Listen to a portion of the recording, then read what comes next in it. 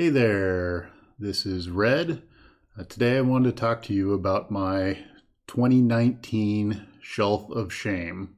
So, for those of you that don't know, the Shelf of Shame is those games that you bought and didn't end up playing and were hoping you were really going to play them, or they're games that you've put a decent amount of work into and didn't make it to the table enough to really pay off for what you thought you were putting into them. I've got kids and a job and that kind of thing. So I kind of find myself in this position fairly often where I've gotten a thing and I think I'll have time to play it and it just doesn't make it to the table. So today I'm going to talk to you about my top 5 from my shelf of shame for this past year. So let's see here. We'll start off with number 5. Number 5 is a Kickstarter that I got. So, STEM Epic Heroes is one that's been sitting on my shelf this past year. This game is a one-on-one where you control different people from history, and just the artwork on this is beautiful. So, I'm not sure if you can see that. That's Ada Lovelace there. Just beautiful cards. There's a Nikola Tesla. I mean, just this whole set and the idea of playing with famous scientists from history, mathematicians, kind of facing off against each other with inventions and stuff. It was something I was hoping I'd play a lot with my kids. Just didn't manage to get it out. So I'm hoping, through 2020 here, we managed to get this one on the table and can play this with the kids. This is just, it's a beautiful game. If you have a chance to pick it up, you might pick it up just for the artwork itself. Great game. So, STEM Epic Heroes is my number 5.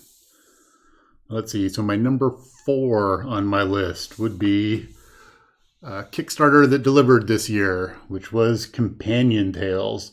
And this was by Laura Simpson, and I had really high hopes for this game. So the concept of this game is you get 3 to 4 people to sit around and you tell a story and create a map, and you're kind of creating an epic story with a bunch of your friends as you all take different roles throughout the creation of this story to come up with this journey in this land.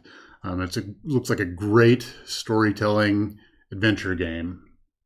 The problem that I had is it's a long game, so easily 2 hours plus, and then getting the right people that like to tell stories and do that kind of thing together is a little bit tough, right? So it's quicker than most of the one-shotters, and it's going to take a little bit more creative thinking and storytelling, and just getting the right people together to play it didn't work out this year. So I have high hopes for this one this next year. Hopefully I can get a group of people together and we can come up with an epic map and a story to go around it with all the characters to be a part of it. So the Kickstarter ran late on it, and I didn't think I was going to get it. So then when I got it, I was super excited. I thought it was going to be a Kickstarter bust, and it ended up being awesome that I got it. And I'd really hoped, since I got it, to be able to play it, and it just didn't happen this year. So 2020, that's one of my ones on my list to get played. So there was that one. Another one that I got this year that I was hoping was going to be this one.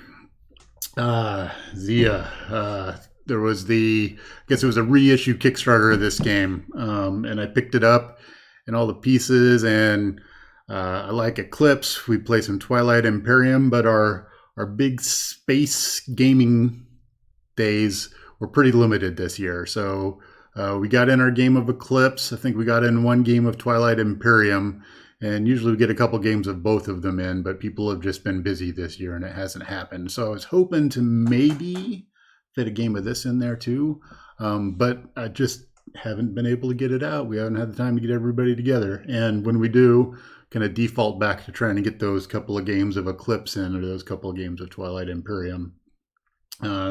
And with the re-release of Twilight Imperium, it's been really nice. I'm hoping Eclipse does the same thing. So this has ended up coming in a third, and haven't been able to get it to the board when I get everybody over here that likes to play those games. So again, maybe this next year I have hopes. So we'll see. All right.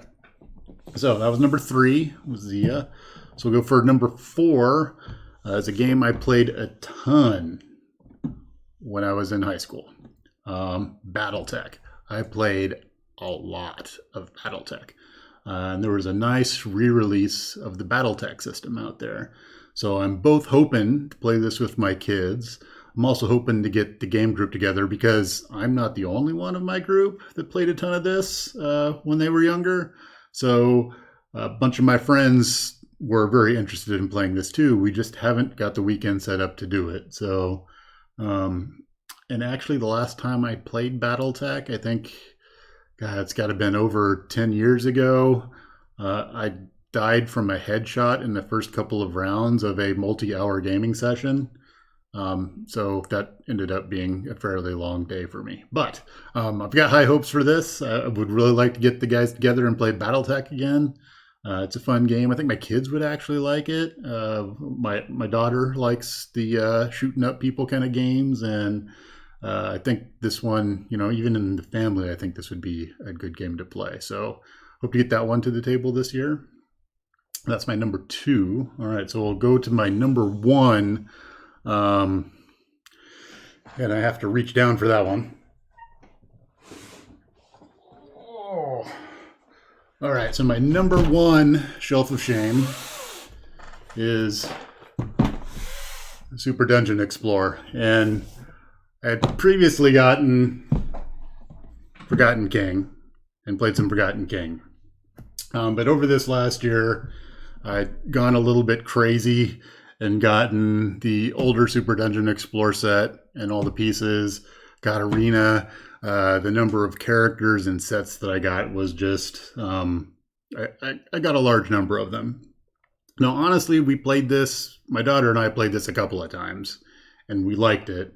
It's just I had hoped to get it out a lot more because I've got a pretty good investment in this right now. So it's my hope that over this next year in 2020, we get this out a lot more often. The other hope that I've got is that there's been some there's been some problems with Ninja Division and the whole Soda Pop miniatures thing and the delivery on Legends. I really hope that something works out for that over this next year. I'd really like. I think this is a great game. I think the miniatures are fantastic.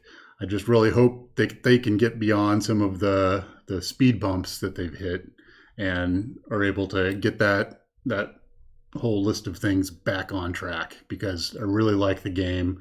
I would like to see a campaign version of this where you can progress your characters a little bit better. I like the new rule set.